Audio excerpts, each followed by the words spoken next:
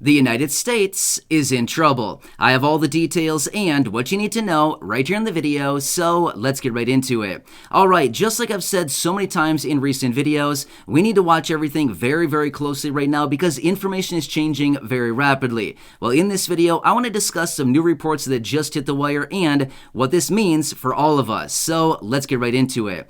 Alright, so first off, let's quickly talk about the Inflation Reduction Act of 2022. This is the new $433 billion reconciliation bill that the Senate still wants to vote on this week, which, by the way, Chuck Schumer and Joe Manchin were the ones that worked up this bill behind closed doors, and now they plan on voting on it this week as this is their last opportunity to use reconciliation during this fiscal year. Well, I want to talk about some details about this bill because remember, the whole idea behind this bill is to reduce inflation, hence the name Inflation Reduction Act of 2022. Well, as a result of that, a new report was just released on this new bill, and it's actually showing us some shocking information. One other thing that I want to throw out there, the way that they plan on reducing inflation is by raising taxes. So check this out. Remember over the last couple of years here, we've been hearing out of the president many times where he's come out and said he's not going to be raising taxes on anybody with an income under $400,000 a year. You've probably heard President Biden say this. Well, this is something he said many times over the last couple of years. However, check this out. A new report was just released on the Inflation Reduction Act of 2022. They dug into it and found that this bill alone is going to raise taxes by $16.7 billion on those individuals with an income under $200,000 a year. Now you might be thinking, but wait, this isn't going to impact me. My income is not $200,000 a year. No big deal. It's not going to impact me. Whoa, wait up for just a second here because the report goes on to show that this is going to raise taxes on all tax brackets. However, here's the scary and sad part. The report goes on to show that this bill is actually going to raise taxes on those individuals with an income under $10,000 the most. Yes, you heard that correctly. The report went on to show that the Inflation Reduction Act of 2022 is going to raise taxes across all tax brackets, and it's going to raise taxes the most on those individuals with an income under $10,000 a year. That is sad right there. I mean, seriously, that is super sad right there that they're going to take more money from the people that don't even have it in the first place. I mean, seriously? Really? Couldn't they think of something better to do than this? I mean, seriously, they've got to have a better solution up their sleeve. But this is what the report is now showing. So, again, like I said, this is something that the Senate is planning on voting on this week. The Inflation Reduction Act of 2022. We will see what the Senate actually does this week. And remember, this is going to be the first vote on it. It would be in the Senate. Then it would go on to the House of Representatives. However, as I've mentioned so many times in previous videos, the House of Representatives, honestly, they're just a rubber stamp. All they do is they stamp everything and it just goes right on through. So if it passes the Senate, it'll certainly get through the House of Representatives. So we'll see if the Senate actually passes this thing this week or if they drag it out a couple more weeks or what they actually do on this thing. But wow, that's kind of a scary and really sad report, honestly. All that money being taken from the people that don't even have it in the first place. Super sad stuff. I mean, seriously, they got to find a better solution to this because raising taxes on people with under $10,000 of income, I mean, seriously? Really? That's just wrong. I mean, that's just plain old wrong. I don't know what else to say about it other than wrong, right? I think all of us in this community can probably agree with that, but that's what the report is showing. So anyway, I'll keep you posted as I do get more details. Next, let's quickly talk about the strategic reserves when it comes to the oil reserves. This is also kind of interesting and scary. So remember, back in March of this year, President Biden came out and he announced that they were going to be releasing 180 million barrels of oil throughout the course of the next 6 months out of the strategic reserves to help lower the price of gas, which, by the way, they were going to average about 1 million barrels of oil every single day for a total of 180 million barrels coming out of the strategic reserves. Well, a new report was just released on the strategic reserves from last week, and they're now saying that the levels of oil in the strategic reserves right now in the United States is sitting at just under 470 million barrels of oil, which, by the way, this is the lowest level that we have seen since 1985. What is that, 37 years ago? Again, scary. Here's why.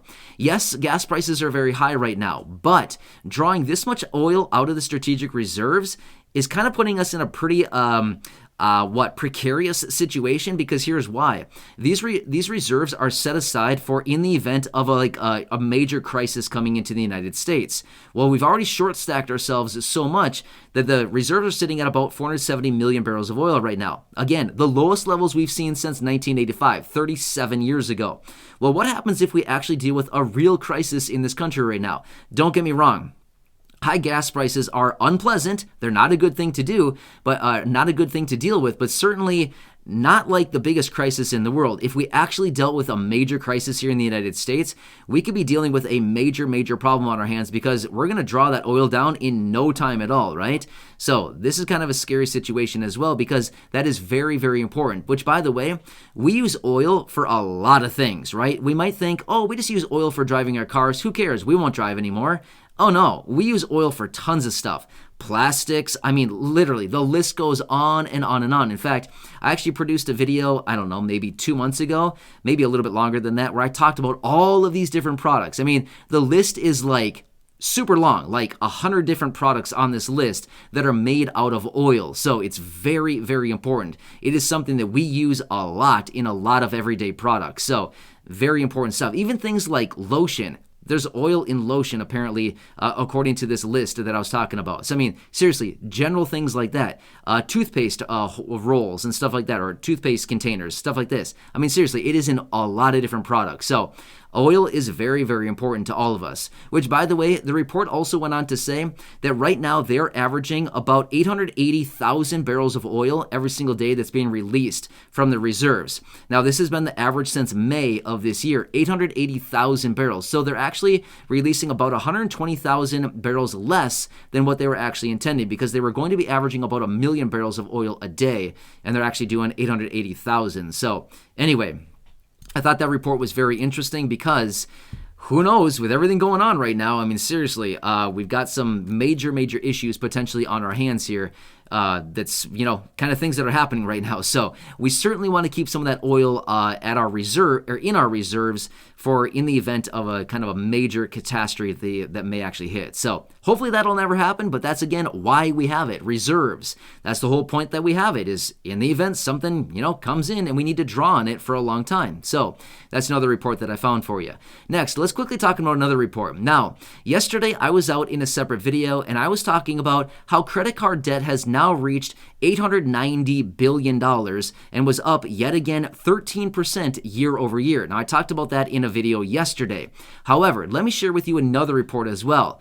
We, consumers, the United States alone, I don't know if this is something we should be proud of, but I mean, it's here. Why not be a little bit proud of it, I guess? There's nothing we can do about it. So, in the second quarter of 2022, the United States consumers have now racked up $16.15 trillion of debt. Not million, not billion, $1 trillion of debt. That's incredible, right? That is a lot of debt that we have in this country. So, unbelievable amounts of debt, which, by the way, just in the second quarter alone, Americans added $307 billion worth of mortgages alone, over $300 billion of mortgages just in the second quarter. So now in this country, collectively, between all of us, we now officially have over $16 trillion in debt across the board. That's a lot. By the way, this is by far a record. It continues going up every single quarter, and realistically, it's probably never going to go back down. This is just the way that we are set up in this country. I mean, we're basically encouraged to be debtors. That's kind of what we're supposed to do in this country, right? We're supposed to spend money that we don't have. We're supposed to float balances on credit cards. We're supposed to get auto loans, open up credit cards. We're supposed to get big mortgages, all kinds of stuff like this. This is what this country is all about, right?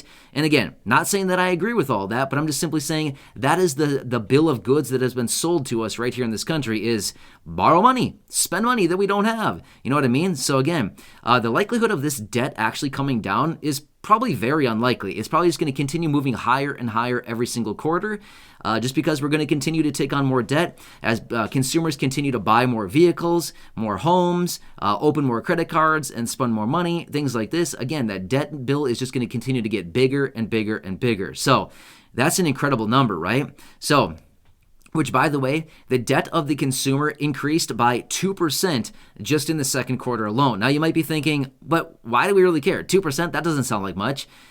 It's a lot when you're talking about $16 trillion. It's unbelievable amounts of money, right? Which, by the way, if you've never done this before, I would encourage you to do this just as a fun little exercise.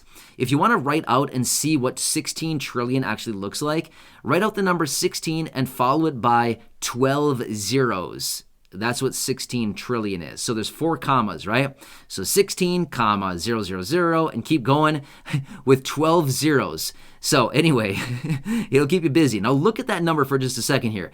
That is a huge, huge number, right? Anyway, try that one out and see what it looks like for you. It's hard to actually believe and understand how much money that really is until you actually write the number down and look at it, and you're like, wow, okay, now I really get it, right? It's a lot of money, right? That is a lot of money. All right, so one last report here that I want to share with you. Some analysts and experts were coming out talking about this current inflation that we're dealing with right now. So as of right now, the last inflation report that we saw came in at 9.1%. However, these analysts and experts are now projecting, even with the efforts out of the Federal Reserve, they're likely only going to be able to bring down inflation down to the low 8% range. In fact, according to all these experts and the analysts that are looking at all this, they're actually anticipating that we're likely going to be seeing a prolonged period of time with inflation sitting around the 8.3 to 8.5% range.